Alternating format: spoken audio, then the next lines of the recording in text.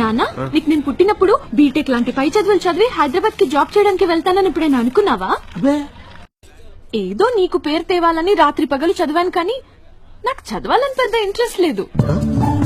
ఇప్పుడు నీ కూతుర్ని చూస్తే నీకేమనిపిస్తుంది నాన్న? చూడండి మై డియర్ మొగుడు గారు, మొగుడు పిల్లల బంధం కూడా పాదం మీద కాఫీ కప్పు లాంటిదే. ఏ మాత్రం బ్యాలెన్స్ తప్పి కింద పడినా కాఫీ కప్పు కింద పడి ముక్కలైనట్టు కాపురం కూడా ముక్కలైపోతుంది. ఇప్పుడు అదే జరుగుతుంది.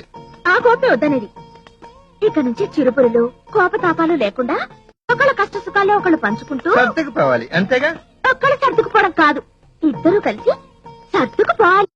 రోజు రోజుకి నా మాట అంటే భయం లేకుండా పోతుంది నీకు. ఏవి ఎరగైతే ఎలా కూర్చుందో చూడు. ఎన్నిసార్లు చెప్పినా వినిపించుకో. మాట్లాడితే చాలు ఐస్ క్రీమ్ తింటూ జలుబాడు. వద్దు వద్దని చెప్తున్నా ఈ రోజు మళ్ళీ స్కూల్లో ఐస్ క్రీమ్ తినేసి వచ్చావు. డాడీ రాని నీ పని చెప్తాను. శాంతి ఏంటి ఏంటి అరుస్తున్నావు? మిమ్మల్ని అనాలి, అంతా మీరే చేస్తారు. ఏంటి ఎక్స్ట్రా చేస్తున్నా? నేనా? ఇందాక అమ్మాయిలతో జోకులు నవ్వులు. నువ్వేగా అందరితో సరదాగా ఉండమన్నా? సరదాగా ఉండమన్నాను, సరస వాడమనలేదు. సరసమా? పిచ్చి పిచ్చి వేషాలు లేకుండా కొంచెం డీసెంట్ గా బిహేవ్ చేయి ప్లీజ్. అలాగే.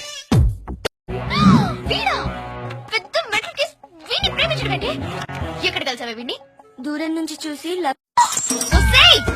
అర్థం కదా నీకు? వాడితో పెట్టుకుంటే నీ బతుకు